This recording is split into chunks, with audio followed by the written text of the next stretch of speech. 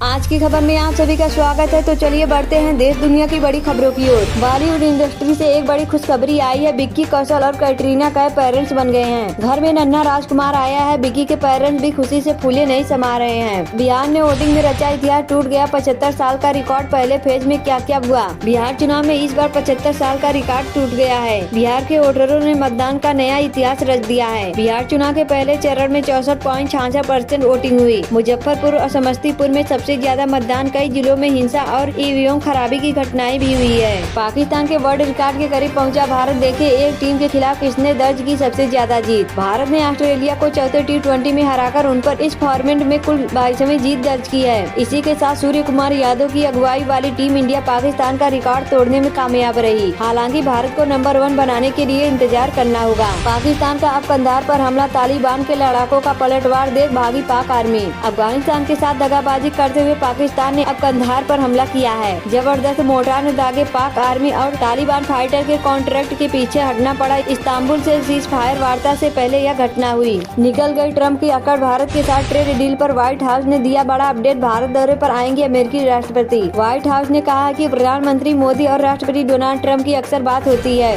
और दोनों बहुत अच्छे दोस्त भी हैं। इस दौरान ट्रेड डील पर भी अपडेट मिला है। कॉलेज जाने वाली इन लड़कियों को सौगात सीएम रेखा देने जा रही है एक खास सुविधा। दिल्ली सरकार दृष्टिबाधित छात्राओं सहित वंचित वर्ग के छात्रों के लिए हर जिले में नए छात्रावास खोलेगी और बंद पड़े छात्रावासों को दोबारा शुरू करेगी। यह पहले छात्रों को सुरक्षित आवासीय वातावरण और गुणवत्तापूर्ण शिक्षा सुनिश्चित करेंगी, जिसमें मुफ्त भोजन, आवास और अन्य सुविधाएं मिलेंगी। मुख्यमंत्री योगी आदित्यनाथ को धमकी देने वाला आरोपी प्रयागराज का है। गिरफ्तारी के बाद गाँव में मची खलबली। मुख्यमंत्री योगी आदित्यनाथ को जान से मारने की धमकी देने के आरोप में प्रयागराज के सोराव निवासी मनीष दुबे को गिरफ्तार किया गया है। बाराबंकी पुलिस ने मामला दर्ज करके उसे पकड़ा है। मनीष भारतीय किसान यूनियन के मंडल अध्यक्ष का भाई है और लखनऊ में रहता है। महागठबंधन की आस्था पर पीएम मोदी का हमला। छठ के बाद कुंभ, राम और वाल्मीकि सबरी पर घेरा। बिहार में पहले चरण की वोटिंग हो रही है। 121 सीटों पर वोट डाले जा रहे हैं। इस बीच पीएम मोदी ने अररिया में रैली को संबोधित किया। उन्होंने आरजेडी और कांग्रेस पर निशाना साधा। पीएम मोदी ने कहा है कि कांग्रेस आरजेडी को देश की सुरक्षा ही नहीं, देश की आस्था से भी कोई मतलब नहीं है। वे हमारी संस्कृति और आस्था का अपमान करते हैं। नूह के खुशपुरी गाँव में एक दर्दनाक सड़क हादसे में ट्रक और